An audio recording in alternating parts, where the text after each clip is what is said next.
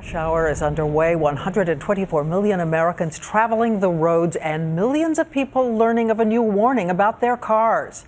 2.7 million older Jeeps with fuel tanks that reportedly can lead to gasoline fires in a rear-end collision. Tonight, the government requesting that Chrysler issue a giant recall. Chrysler saying no. So what does this mean for everyone driving? ABC's Lisa Stark has been investigating this issue for 3 years, and tonight she has the facts. It was fiery, deadly accidents like these that raised alarm. And now in initial findings, the government says there is a safety defect in these older model Jeeps, fuel tanks that are vulnerable to rupture in rear-end collisions. We're nearing the end of people dying by fire in Jeeps. You can see in these crash tests done by engineering students, simulated fuel spilling from the Grand Cherokee. Chrysler claimed the tests were too severe. But today, the National Highway Traffic Safety Administration called on Chrysler to recall older model Jeep Grand Cherokees and Jeep Liberties, saying the defect presents an unreasonable risk because people in the vehicles and in striking vehicles have burned to death in rear impact crashes. The problem, according to the government, is the fuel tank location, right behind the rear axle and slightly below the bumper. Chrysler moved the tank in later models, it says, for design reasons. Janelle Emery has been waging a campaign against the Jeeps after a horrific rear-end smash-up last October. A tractor-trailer rammed into a Jeep Grand Cherokee stopped in traffic.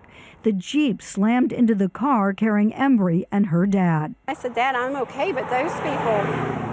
And I was just crying hysterically. There was a small fire growing in the back of the Jeep. He immediately ran over.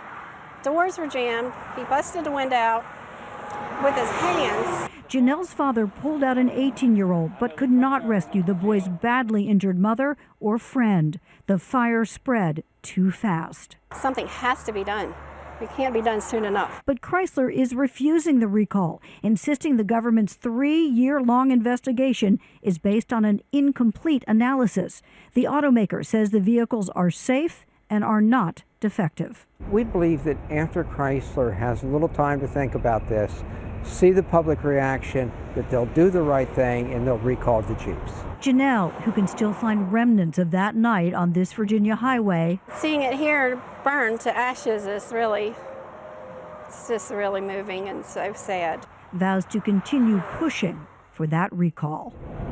Now, safety advocates say this could be one of the most significant recalls in decades because of the death toll involved. As we said, the government estimates at least 51 people killed in rear-end crashes involving these older Jeeps. Diane?